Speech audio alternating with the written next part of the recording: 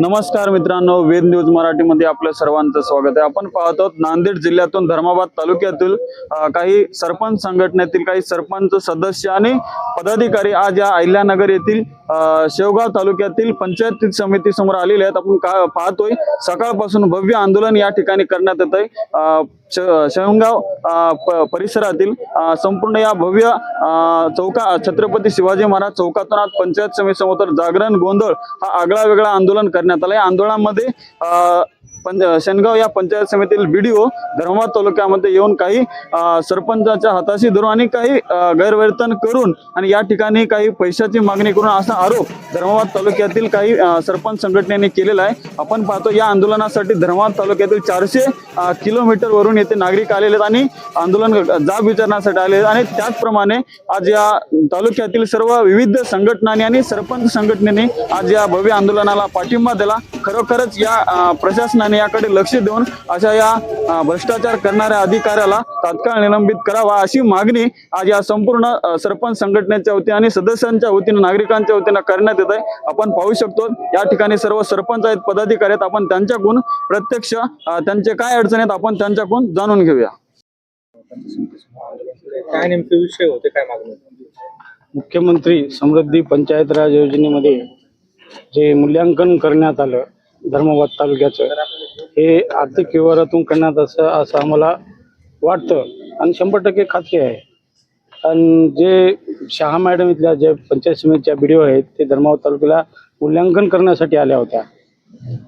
त्यांनी ती 9 गावं जे निवडली होती त्या 9 गावामध्ये त्यांना प्रत्यक्ष भेटी न देता काही गावांनाच भेटी दिल्यात आणि मूल्यांकन जे शासनानं निकष जे आहेत ते निकष बाजूला ठेवून इथे संबंध जोडून आर्थिक व्यवहार केला असं मला वाटतं। आणि आपण बघलात की मुख्यमंत्र्यांना पुन्हा मूल्यांकनाचं पत्र काढलं, मग याच्यावरून समजतं की महाराष्ट्र शासन जे आर्थिक व्यवहार झाला म्हणजे पूर्ण महाराष्ट्रात झाल्यामुळं मूल्यांकन करण्यात आलं। आता याचा झालेला खर्च मागी शासन म्हणते बा, मोदी सरकार म्हणते की बा पेट्रोल डिझेल वाचवा, सगळं वाचवा, आणि हे पूर्ण मूल्यांकन करणं म्हणजे आर्थिक म्हणजे खर्च वाढलाच ना सरकारचा, हे स्पष्टपणे दिसून येते। काय मागणी असेल? आमचं म्हणणं बा याची निष्पन्न चौकशी झाली पाहिजे।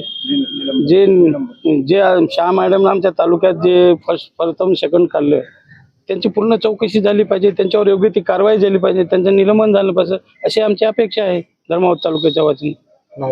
मी गणेशगिरी शिवसेना उभाटा गटाचा उपजिल्हा प्रमुख आहे आणि माजी सरपंच संघटनेचा सचिव आहे आणि मी 5 वर्ष सरपंच होतो कारेगावला, आता ग्रामपंचायत सदस्य म्हणून काम करतो।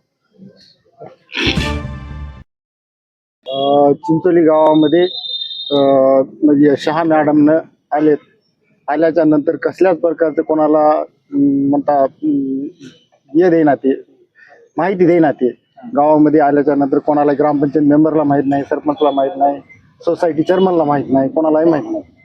ते आलेत। मग राष्ट्रपती प्रतिभाताई राज्याचे देशाचे राष्ट्रपती होत्या, त्यांच्या हस्ते पुरस्कार मिळालेले आहे। त्या संदर्भात ते पुरस्कार भेटल्याच्या नंतर पूर्ण 2025-26 पासून नाल्या, रस्ते, सीसी रोडा आणि गावामध्ये दवाखाना, शाळा 7वीपर्यंत व्यवस्थित झालेले आहे। त्याबद्दल शहा मॅडमनं विचारपूस करायला गेलं तर तुमच्यानं काय देवाणघेवाण होते असं म्हटलं आहे। त्याच्याबद्दल पैशाची मागणी? पैशाची मागणी म्हणता, तुमच्यानं काय देवाणघेवाण घेत आहे, घेत्या काय देत्या काय म्हणून टाइम देण्यात ते तिथून निघून गेले। तुमचं नाव सांगा? माझं नाव पोशेटी पिराजी वासनीकर। मी सोसायटी 5 गावचा बिनविरोध मेंबर आहो आणि ग्रामपंचायतमध्ये माझी स्वतः भावाची पत्नी आहे। जशास तसे ताज्या घडामोडी पाहण्यासाठी व आपल्या परिसरातील बातम्या प्रसारित करण्यासाठी आजच आमच्या चॅनलला सबस्क्राइब आणि लाईक करायला विसरू नका। संपर्क करा वेद न्यूज मराठी, सिद्धेश्वर मठपती, मुख्य संपादक।